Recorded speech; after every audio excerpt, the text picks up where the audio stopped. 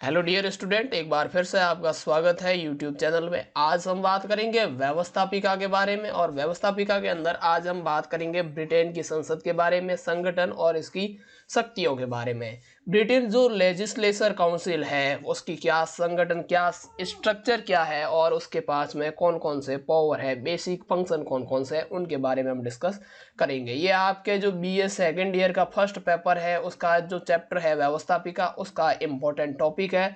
So I hope कि आप इस लेक्चर को एंड तक जरूर देखेंगे और अब तक अगर आपने सब्सक्राइब नहीं किया है तो सब्सक्राइब कर लीजिए। चलिए, सबसे पहले तो यूके की जो सरकार है उसकी विधायी जो शाखा है उसी को हम संसद कहते हैं, यानी कानून बनाने का कार्य करती है। यही संसद से ही विधायी शाखा बनती है। ये दो अलग अलग निकाय यानी हाउस ऑफ कॉमन्स और हाउस ऑफ लॉर्ड्स से मिलकर के बना है। दो सदन है बेसिकली, जैसे भारत में है, एक तो अपने लोकसभा है और एक राज्यसभा है। इसी तरीके से यहाँ पर एक तो है हाउस ऑफ कॉमन और एक है हाउस ऑफ रिप्रेजेंटेटिव। ये बेसिकली दो तरीके की द्विसदनात्मक व्यवस्था यहाँ पर भी हमें देखने को मिलती है। जो हाउस ऑफ कॉमन के जो सदस्य होते हैं उनको लोग, ब्रिटेन के जो लोग होते हैं वो चुनते हैं, और जो हाउस ऑफ लॉर्ड्स के सदस्य जो होते हैं उनकी जो चुनावी प्रक्रिया है वो अलग है। कैसे हम डिस्कस करते हैं। सबसे पहले तो ये बेसिक स्ट्रक्चर है यूके की सेंट्रल गवर्नमेंट का। सबसे पहले यहाँ पर मोनार्क यानी राजा है। इसके बाद में सरकार के तीन महत्वपूर्ण अंग है, लेजिस्लेचर, पार्लियामेंट, लेजिस्लेचर या जिसको पार्लियामेंट हम कहते हैं, एग्जीक्यूटिव और जुडिशरी यानी कार्यपालिका और न्यायपालिका। इस लेजिस्लेचर के अंदर हम बात करते हैं, व्यवस्थापिका के अंदर बात करते हैं, तो यहाँ पर दो चीजें आती है। एक तो हाउस ऑफ कॉमन आता है और एक हाउस ऑफ लॉर्ड्स आता है। हाउस ऑफ कॉमन की बात करें तो यहाँ पर जो सदस्य होते हैं वो जनता के द्वारा सीधे चुने जाते हैं। जैसे अपने यहाँ पर एमपी होते हैं ना, वैसे ही यहाँ पर भी जैसे अपने लोकसभा के सांसद होते हैं वैसे ही इनको भी आप ऐसा मान सकते हो। यहाँ के जो सदस्य होंगे उनको जनता के द्वारा चुने जाएंगे। अभी अगर वर्तमान में सदस्यों की बात की जाए तो यहाँ पर 650 सदस्य है। वही हाउस ऑफ लॉर्ड्स की अगर हम बात करें तो हाउस ऑफ लॉर्ड्स के अंदर थोड़ा सिस्टम अलग है। यहाँ के अगर सदस्यों की बात की जाए तो करीब 800 से ऊपर सदस्य हो सकते हैं। एक फिक्स सर्टन लिमिट नहीं है कि भाई यहाँ पर 800-900 सदस्य होंगे। तो ये है लेजिस्लेचर पार्लियामेंट का जो सिस्टम है वो। अब आगे देखिए हम डिस्कस करते हैं सबसे पहले हाउस ऑफ कॉमन्स के बारे में। हाउस ऑफ कॉमन जिसे निम्न सदन कह सकते हैं। आप इंडिया के अंदर जो लोकसभा होती है उसका आप रेफर इसमें ले सकते हो। भारत की लोकसभा की तरह यहाँ पर हाउस ऑफ कॉमन होता है। सदस्यों का चुनाव आम चुनाव में जनता के वोट से होता है। उनकी मुख्य भूमिका प्रस्तावित कानून पर बहस और जांच करना और अपने स्वयं के बिल सामने लाना भी है। जैसा एक एमपी का कार्य होता है अपने जनता के लिए नए कानूनों को इंट्रोड्यूस करना, उस पर कानून किसी और ने बनाया तो उस पर बहस भी करना, उसको जांच भी करना, ये काम होता है। हाउस ऑफ कॉमन्स में 650 सीटें हैं। अधिकांश सदस्य जो सांसद हैं वो निर्वाचित हुए हैं और उन्होंने एक राजनीतिक दल या प्रतिनिधित्व करते हुए अपनी सीट हासिल की है। जैसे भारत में सिस्टम है कि कोई भी निर्दलीय या इंडिपेंडेंट जो इलेक्शन है वो लड़ सकता है और भारत की संसद में जाकर के बैठ सकता है। तो यहाँ पर भी आप जरूरी नहीं है कि किसी राजनीतिक पार्टी से ही जुड़े हुए हो, आप लोगों का प्रतिनिधित्व कर सकते हो बिना राजनीतिक पार्टी के भी। यहाँ पर 650 निर्वाचन क्षेत्र हैं। यूके के अंदर जो टोटल निर्वाचन क्षेत्र है वो 650 है और प्रत्येक निर्वाचन क्षेत्र से एक सांसद निर्वाचित होता है। जैसे भारत में जो 545 सदस्य हैं, ठीक इसी तरीके से वहां पर 650 सदस्य हैं। चलिए, ये तो बात होगी हाउस ऑफ कॉमन्स की। अब हम बात करते हैं हाउस ऑफ लॉर्ड्स की। देखो, ये जो लॉर्ड्स शब्द है ना, इसका मतलब होता है प्रभु, यानी ऐसे लोग, ऐसी सभा जहां पर जो महत्वपूर्ण और प्रभु सत्तावान व्यक्ति होते हैं जो वो बैठते हैं, उनको हम हाउस ऑफ लॉर्ड्स कहते हैं। ये थोड़ा सा आपको समझ ऐसे सकते हो कि इसमें थोड़ी सी प्रक्रिया भारत के लोकसभा से अलग है। भारत की लोकसभा के अंदर क्या होता है ना, चुनाव होते हैं। चुनाव के अंदर जो राज्य की अलग अलग, भारत के जितने भी राज्य और यूनियन टेरिटरी है वहां की जो विधानसभाएं होती हैं, वो विधानसभा के जो सदस्य होते हैं यानी विधायक जो होते हैं वो बेसिकली मतदान करते हैं और उन्हीं से राज्यसभा का जो सांसद होता है उसका चुनाव होता है। लेकिन यहाँ पर थोड़ा अलग है। देखिए, हाउस ऑफ लॉर्ड्स जो है वो सदन का दूसरा सदन है और इसे उच्च सदन भी कहा जाता है। हाउस ऑफ कॉमन्स के साथ साथ वे प्रस्तावित कानून पर मतदान और बहस करते हैं, इसकी जांच करना, जहां आवश्यक हो वहां बदलाव का प्रस्ताव देना और यहाँ पर सीटों की कोई निश्चित संख्या नहीं है। 2022 के अनुसार हाउस ऑफ लॉर्ड्स के अंदर 768 सदस्य थे, यानी यहाँ पर कोई फिक्स नहीं है कि भाई यहाँ पर 800 या 750 या 780 के आसपास सदस्य होंगे। फिक्स नहीं, 800 भी हो सकते हैं, 900 भी हो सकते हैं। हालांकि हाउस ऑफ कॉमन्स के विपरीत हाउस ऑफ लॉर्ड सार्वजनिक रूप से निर्वाचित नहीं होते हैं। जैसे हाउस ऑफ कॉमन्स के अंदर जो सदस्य निर्वाचित होते हैं, वैसे ये सार्वजनिक रूप से निर्वाचित नहीं होते। इनका निर्वाचन कैसे होता है, आइए देख लेते हैं।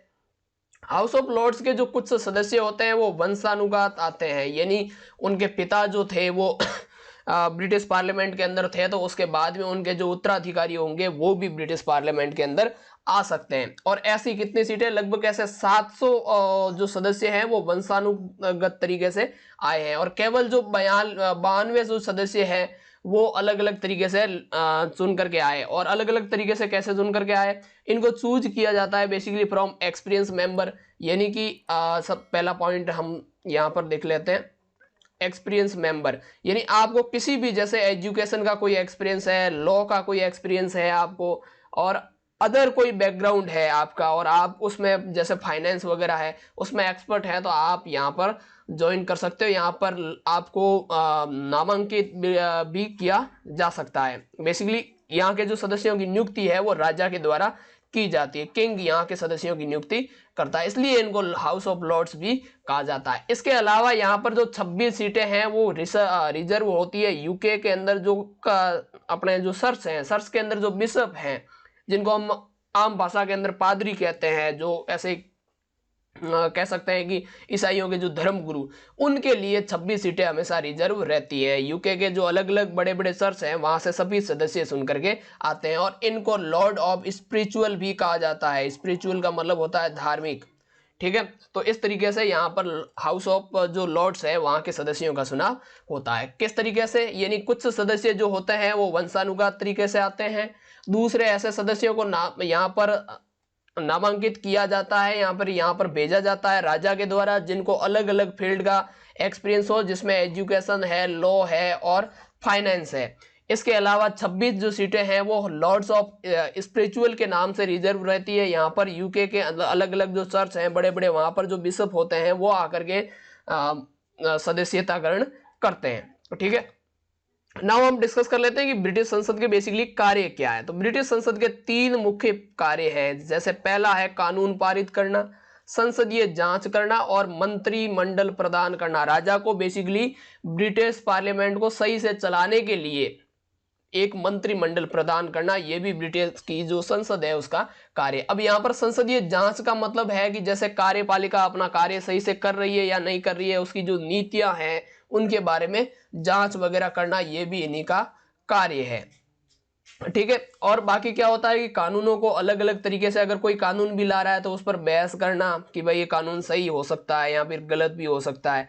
और यहाँ पर जो कानून इंट्रोड्यूस किया जाता है और उस पर जो बहस की जाती है और फाइनल जो आउटपुट हमें मिलता है, इसको बिलिंग प्रक्रिया कहा जाता है। याद रखिएगा, इसको बिलिंग प्रक्रिया के नाम से जाना जाता है। जब कोई भी किसी भी, दोनों जो हाउस है उन दोनों में से किसी भी एक हाउस के अंदर जब भी कोई कानून वगैरह लाया जाता है तो उस पर जो बहस होती है, उस कानून को जानना होता है और जो सदस्य होते हैं वो अलग अलग उस पर बहस करते हैं, तो इसको बिलिंग प्रक्रिया के नाम से जाना जाता है। चलिए आगे बढ़ते हैं। देखिए जो बिलिंग प्रक्रिया है वो होती क्या है। जो बिलिंग प्रक्रिया से गुजरने के लिए हाउस ऑफ लॉर्ड्स या इसके विपरीत चले जाएं, तो अगर बिल में बदलाव किया जाता है तो वो दोबारा इसी प्रक्रिया से गुजरेगा। यदि सदन में किए गए परिवर्तनों पर सहमत नहीं होते हैं तो हाउस ऑफ कॉमन्स और हाउस ऑफ लॉर्ड्स के बीच आगे पीछे होता रहेगा, तब तक होता रहेगा जब तक वह सहमत नहीं हो जाते। अंत में एक बार जब सदन सहमत हो जाते हैं तो वो बिल साई सहमति के लिए राजा के पास में जाता है, और जब क्राउन उस पर, राज मुकुट जो है वो उस पर हस्ताक्षर कर देता है तो वो कानून बन जाता है। इससे पहले वो विधेयक रहता है। देखो यहाँ पर क्या होता है, बेसिक बातें हम जान लेते हैं। भाई एक कानून लाया, अब कानून लाने का अधिकार दोनों सदन के पास में है। जो अपर हाउस है उसके पास में है और जो लोअर हाउस है उसके पास में भी है। मान लो लोअर हाउस के अंदर एक प्रस्ताव लाया गया, ये लोअर हाउस का जो प्रस्ताव है ये यहाँ पर वोटिंग हुई, यहाँ पर पास होने के बाद में इस अपर हाउस में जाएगा, यहाँ पर भी इसके ऊपर बहस होगी। हालांकि प्रक्रिया क्या है वो अभी मैं आपको आगे डिस्कस करवाऊंगा।